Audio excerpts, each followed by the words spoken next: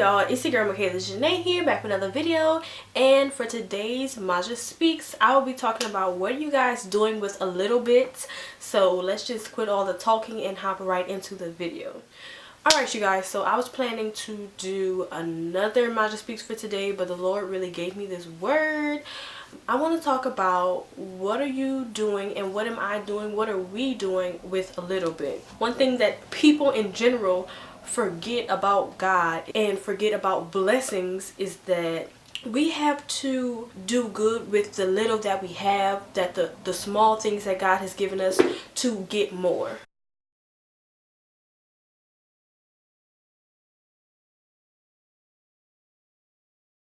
Forget that. We have to be good with the starter objects and the small things and the things that we don't have to do and the things that don't belong to us to get our greater blessing. We can't pray for overflow and abundance and want more and want the new job, the new car, and we're not doing our best and doing above and beyond for what we have right now. This morning I woke up, I cleaned the house more than my chores, and a lot of people would be like, that's not my job, I did my little chores, that's it, I don't have to do anything for anyone else, this is not my house. Trust me, I've heard people say that, but how can I expect God to bless me with a nice house when I'm ready for it, or bless me with anything and I can't be a good steward of the house I'm living in right now? How can I expect God to prepare a better place for me and I'm not keeping my room clean? That doesn't make sense. How can I expect God to prepare a place for me in a job and a career and I'm not taking care of the things I have right now?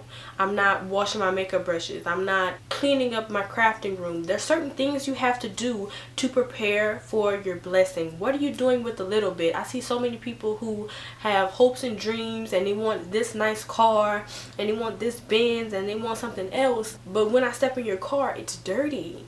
There's food on the ground, there's stuff everywhere, there's junk, there's trash. You have to take care of the things you have right now. You need to treat that Corolla like it is a Mercedes. When it comes to how I act in other people's cars, I make sure I act with care and be respectful of their car because I want the same thing for my car. That's how it is with God. He sees everything that we do. We have to do everything unto God. Whenever someone asks me to do something, or I'm just like, I feel like that's a little above me, or I just don't want to do it, I do it with a smile because I know God sees me doing that, and I know it's like it's not going to hurt them for me to do it disgruntledly. I'm trying to do my best and do what I gotta do to secure my blessing. I'm ready for abundance. I'm ready for overflow, and I'm making sure in this season and for the rest of my life that I am doing everything unto God. I'm doing everything with a little extra zest, a little extra above, so when it's time for me to receive my blessing, I'm ready. Especially when it comes to money. Even if you don't have a lot of money. Right now I don't have a job, so basically I'm still living off of my money that I got as a graduation gift in May. I'm stewarding this money like it is like a humongous check, because I know when God begins to give me income, He is using this season for me to prepare on how to know when to spend, know when not to spend, how to save, how to tithe during this season. I have to be a good steward of my money when I have a little, so I'm gonna be prepared when I have a lot. You have to do good with the little you have. You have to make it work and do it well. That's one thing I really want to tell you, because I see so many of us like,